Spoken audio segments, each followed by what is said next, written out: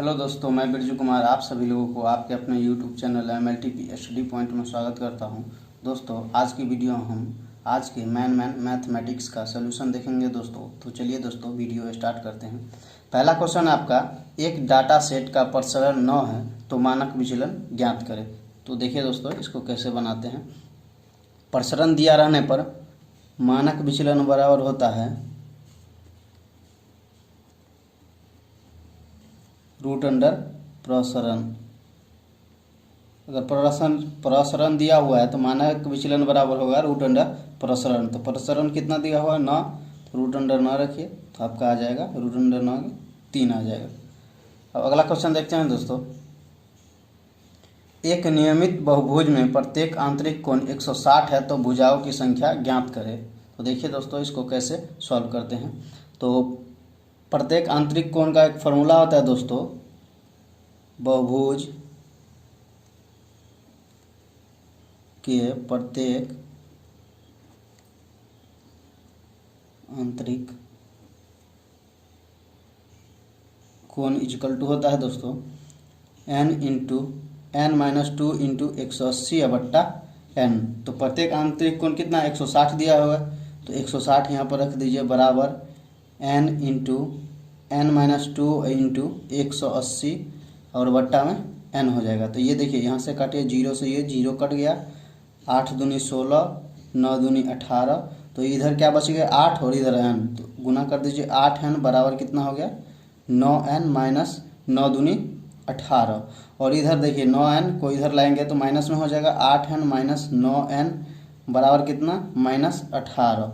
तो minus n बराबर कितना हो जाएगा -18, और माइनस से माइनस कट गया, n बराबर कितना हो जाएगा 18। तो आपको भुजाओं की संख्या कितना आ गया 18। तो आपका ऑप्शन डी सही हो जाएगा। अगला क्वेश्चन देखते हैं दोस्तों। 30 पेन और 75 पेंसिल को 390 रुपया में खरीदा गया। यदि पेंसिल का औसत मूल्य 2 रुपया है तो पेन का औसत मूल्य क्या होगा। तो देखिए दोस्तों, इसको कैसे बनाते हैं। तो देखिए क्या 30 पेन और प्लस कितना 75 PN और PNCL पेंसिल कर लीजिए, कितना 75 पेंसिल बराबर कितना है टोटल 390 रुपया। अब क्या कह रहा है, प्रत्येक पेंसिल का औसत मूल्य 2 रुपया है, यानी पेंसिल का औसत मूल्य 2 रुपया है, तो टोटल मूल्य कितना होगा 30 पेन प्लस 75 गुने औसत मूल्य 2 रुपया है, तो टोटल हो जाएगा 75 जितना संख्या है और औसत से गुना कर दीजिए, तो 75 दूनी बराबर 390। तो 30 पेन बराबर क्या हो जाएगा आपका 75 दूनी 150 और 390, इधर प्लस में है तो इधर माइनस में आ जाएगा, 390 माइनस 150। 30 पेन बराबर होगा कितना आपका 240। तो क्या कह रहा है, पेन का औसत मूल्य निकाले। अगर कहता पेन का सिर्फ टोटल पेन का मूल्य निकाले तो 240 आ जाता, लेकिन कह रहा है कि औसत मूल्य निकाले। तो औसत मूल्य बराबर होता है टोटल संख्या से, जितना आया टोटल संख्या से भाग दीजिए। 30 पेन का आया है 240 बट्टा 30, ये कट गया, ये आपका हो जाएगा आपका उत्तर 8। अब अगला क्वेश्चन देखते हैं दोस्तों। अगला क्वेश्चन है आपका, एक बल्लेबाज के 19 पारियों के रनों का एक निश्चित औसत है। 20वीं पारी में वह 100 रनों का स्कोर बनाता है तो उसका औसत 2 बढ़ जाता है। 20 पारियों का औसत क्या होगा। तो देखिए दोस्तों, इसको कैसे बनाते हैं। 20 पारियों का औसत, माना 19 पारियों तक का औसत x। तो 19 पारियों तक का औसत x है, तो 19 पारियों तक बनाया गया रन कितना होगा 19 गुने x।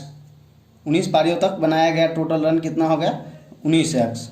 और क्या कह रहा है 20वीं पारी में वह 100 रन बनाता है, तो औसत क्या होता है 20वीं पारियों में 19x और प्लस 19x प्लस 100, और ये क्या टोटल पारी कितना है 20वीं पारी, और औसत क्या माने थे x। तो इसमें कितना वृद्धि हो जाता है 2 बढ़ जाता है, तो x प्लस 2। अब इसको सॉल्व कर दीजिए, तो 20x प्लस 20 दूनी 40 और 19x प्लस 100 तो इधर 20x है और इधर 19x है, तो घट जाएगा तो x, और इधर 40 है प्लस में, इधर आ जाएगा तो माइनस में, तो 100 माइनस 40 60, x बराबर 60 आ गया। तो आपका क्या पूछ रहा है, 20वीं पारियों का औसत क्या होगा था। 19वीं पारियों का औसत में माने थे x, तो x का मान 19वीं पारी तक का आया है औसत 60, तो 20वीं पारी में क्या 2 बढ़ जाता है, तो इसमें 2 ऐड कर दीजिए, तो आपका उत्तर हो जाएगा ऑप्शन ए 62।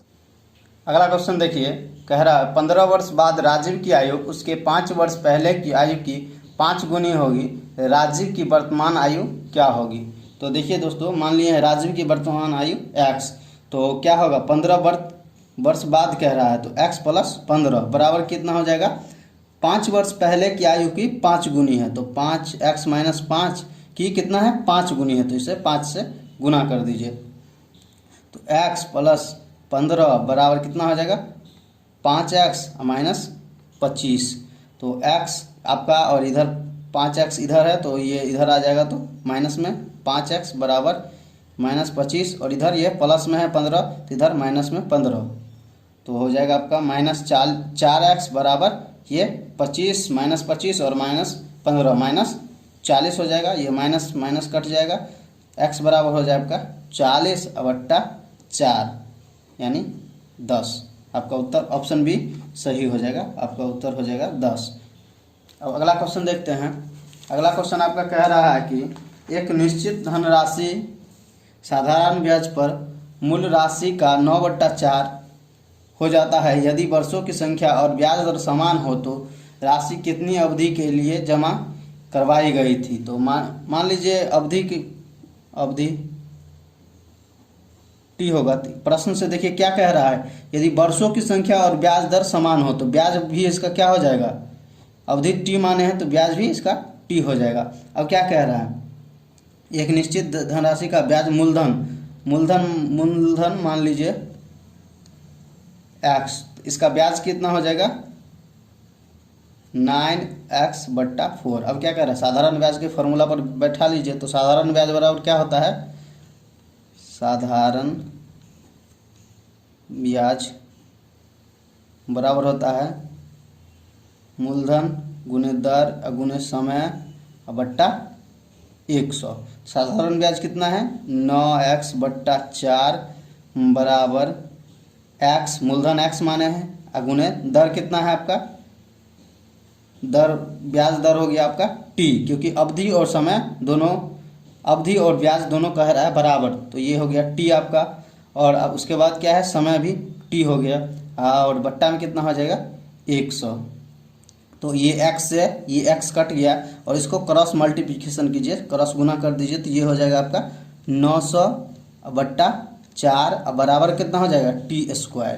तो बराबर t² बराबर कितना हो जाएगा, 900 में 4 से भाग दीजिए तो 225 आपका आएगा, 225 आएगा, तो t² बराबर 225, तो t बराबर हो जाएगा √225, तो t = 15, 225 का वर्गमूल होता है 15, तो आपका ऑप्शन डी सही हो जाएगा। अब अगला क्वेश्चन देखते हैं, क्या कह रहा है, 5000 पर 2 वर्षों में जो ब्याज राशि विभिन्न बैंकों से मिली है उसका अंतर 25 रुपया है, तो दोनों बैंकों के ब्याजों का अंतर क्या कह रहा है, ब्याजों का अंतर निकालना है। तो पहला मान लीजिए ब्याज, पहला बैंक का ब्याज बराबर R1, और दूसरा बैंक का ब्याज मान लीजिए आप R2। क्या निकालना है, R1 माइनस R2 आपको निकालना है। क्या कह रहा है, मूलधन कितना दिया हुआ है, बी आपका दिया हुआ है 5000, और टी दिया हुआ है 2 ईयर, दोनों में तो बराबर समय दिया हुआ है, लेकिन इसके दर में अंतर की वजह से ये 25 रुपया का अंतर हो गया है। तो पहला का निकाल लीजिए, पहला बैंक द्वारा ये आपका ब्याज निकाल लीजिए, पहला बैंक द्वारा ब्याज,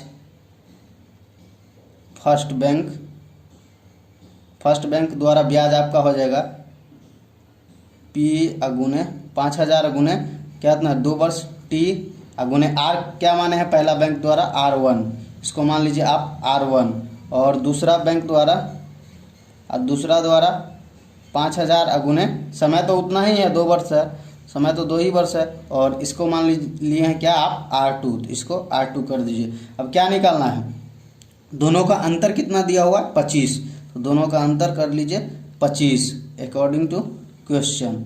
दोनों का अंतर कर लीजिए 25, तो 5000 गुने 2 गुने R1 माइनस 5000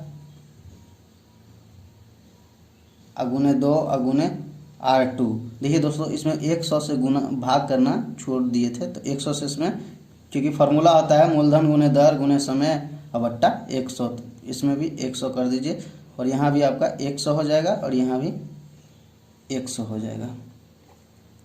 तो उसके बाद देखिए, इसमें से कितना 5000 और ये दो कॉमन हो जाएगा, तो 5000 गुने 2, देखिए दोनों में है तो कॉमन हो जाएगा, तो R1 बट्टा 100 माइनस R2 बट्टा 100 हो जाएगा, और ये आपका आ जाएगा, ये अंतर 25 दिया हुआ है, तो 25 बराबर 5000 गुने 2, और इसका लघुत्तम लीजिए तो 100 हो जाएगा, और R1 माइनस R2 हो जाएगा।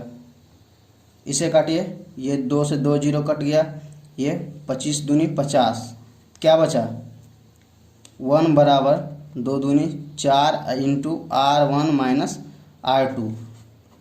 तो अब देखिए इधर ले जाइए, 4 इंटू R1 माइनस R2 बराबर 1, तो इधर ये गुना में है तो इधर भाग में हो जाएगा, तो R1 माइनस R2 बराबर 1 बट्टा 4, तो R1 माइनस R2 बराबर, इसको 1 में भाग दीजिएगा तो 0.25% आएगा। यही आपका उत्तर हो जाएगा। अगला क्वेश्चन आप देखते हैं। अगला क्वेश्चन आपका कह रहा है, एक वृत्ताकार क्षेत्र और वर्गाकार क्षेत्र की परिधि समान है। यदि वर्गाकार क्षेत्र का क्षेत्रफल 484 वर्ग मीटर है तो वृत्ताकार क्षेत्र का क्षेत्रफल बताइए। तो देखते हैं इसको दोस्तों कैसे सॉल्व होता है। क्या कह रहा है, वर्गाकार क्षेत्रफल का क्षेत्रफल इतना है, तो वर्ग का क्षेत्रफल क्या होता है, वर्ग का क्षेत्रफल बराबर भुजा स्क्वायर। तो आप वर्ग का क्षेत्रफल कितना दिया है 484 बराबर भुजा स्क्वायर। तो भुजा बराबर क्या हो जाएगा, √484। तो भुजा बराबर हो जाएगा आपका 484 का वर्गमूल कितना होता है 22, तो आपका हो गया 22 मीटर भुजा आ गया। अब क्या कह रहा है, ये दोनों की परिधि समान है, तो इसका वर्ग का परिधि क्या होता है, वर्ग का परिधि 4 गुने भुजा, तो इसको 4 से 22 गुने 4 बराबर कितना हो जाएगा 88। तो वर्ग का परिमाप, और क्या कह रहा है, वर्ग और इसका वृत्त का परिमाप दोनों का समान है, तो इसका 88 आ गया तो उसका भी 88 ही होगा। तो वृत्त का परिधि क्या होता है, वृत्त का परिधि बराबर होता है 2πr। तो वृत्त का और वर्ग का परिधि समान है, इसलिए वृत्त का परिधि 88 है, वर्ग का 88 है, इसलिए वृत्त का भी 88 होगा। तो बराबर 2 गुने 22/7 गुने r।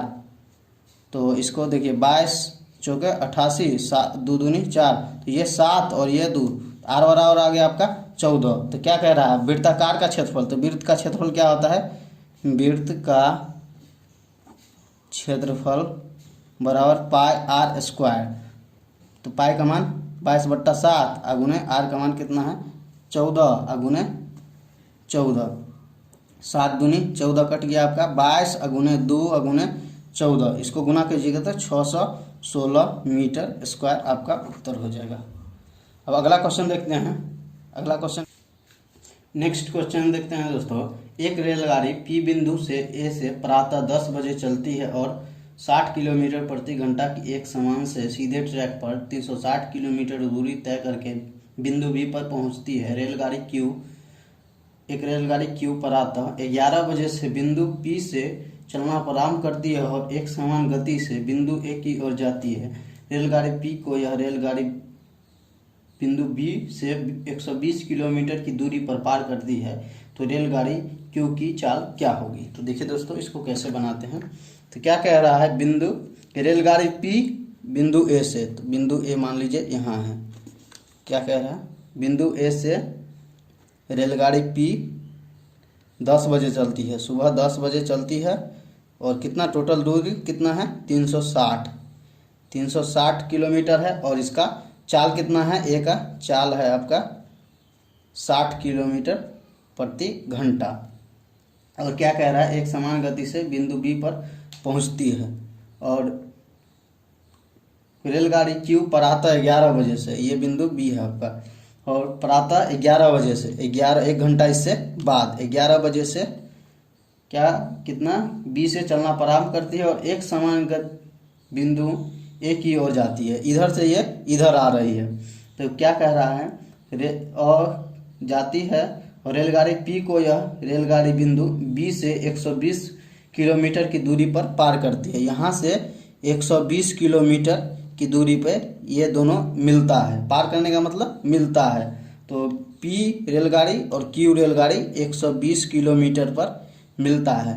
तो ये कितना दूरी तय करेगा उतना देर में 240, और उससे 1 घंटा कम, क्योंकि ये 10 बजे चला है, ये 11 बजे चला है, तो ये जितना देर में इतना 240 किलोमीटर दूरी तय किया है उससे 1 घंटा कम में ये 120 किलोमीटर दूरी तय करेगा। तो देखिए इसका चाल दिया हुआ है 60 किलोमीटर प्रति घंटा और टोटल दूरी कितना आपका है 240, तो टाइम कितना लेगा, तो चाल बराबर दूरी बट्टा समय।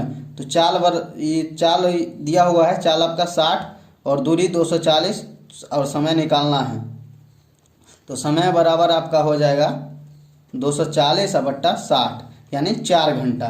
ये आपका 240 किलोमीटर जाने में 4 घंटा लेता है, लेकिन ये 120 किलोमीटर जाने में इससे 1 घंटा कम लेता है, क्योंकि ये 11 बजे चलता है तो ये 3 घंटा लेगा और टोटल ये 120 किलोमीटर चला है।